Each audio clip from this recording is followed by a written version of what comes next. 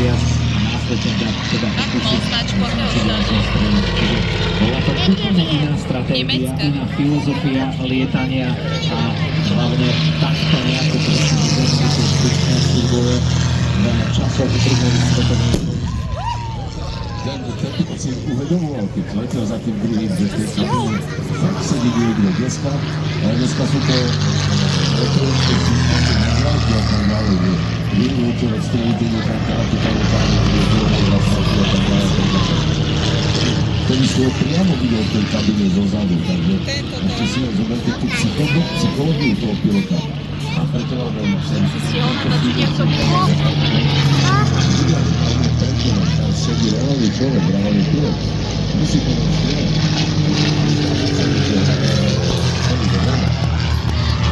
A ten hájí svoje, každý hájí svoje.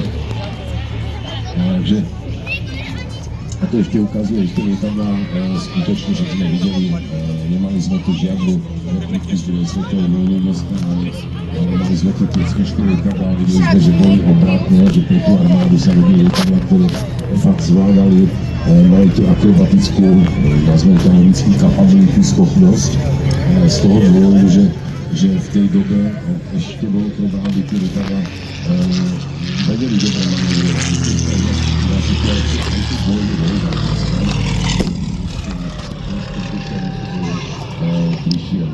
Tak samozrejme v tých súčasných časoch piloti, ktorí sa dostali do nejakej nevýhodnej pozície, dokážu vyskúšať rôzne systémy, dokonca tie strely, ktoré na toho pilota mieria a letia, kdežto v týchto časoch naozaj, keď raz sa pilot dostal naozaj takto pred súpera a nepriateľa, tak jediné, čo mohol urobiť, spoľahnúť sa na to, ako dokáže s tým lietadlom prudko zatočiť, urobiť nejaký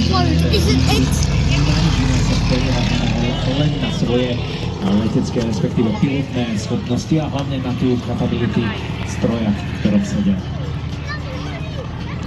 Takže ja si myslím, že táto ukážka vám naplno priblíži tú realitu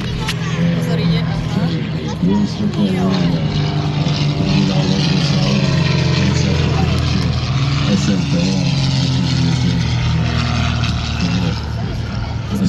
This is called a dogfight. I repeat, this is dogfight. To je jedno z najvýznamnejších povstaní proti fašizmu, Čína nepriateľa. Dá sa to vidieť na to, že si ho It's going to be explosion. It's going to be explosion. Oh my god. Oh. Iba dým, ty si stihol? Ja som stihol na videu. Áno, na videu máš, jak to buchlo? Aha. Wow, ty si dobrý. Musím, že cítim horúčavu takú.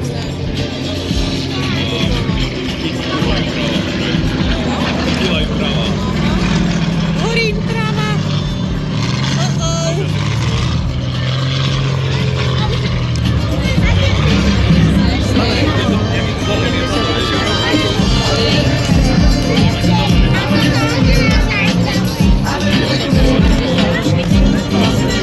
Takže my sme ako pripomenuli, že skutočne posádky lietania sú väčšinou členovia aeroklubu Košice a ani presne nevieme, v ktorom lietadle kto letí, pretože nemáme presný výzor toho a preto nemenujeme všetkých pilotov, ale všetkým pilotom, ktorí tam lietajú, ďakujeme za to, že sa toho účastnia a že to dokázali nacvičiť a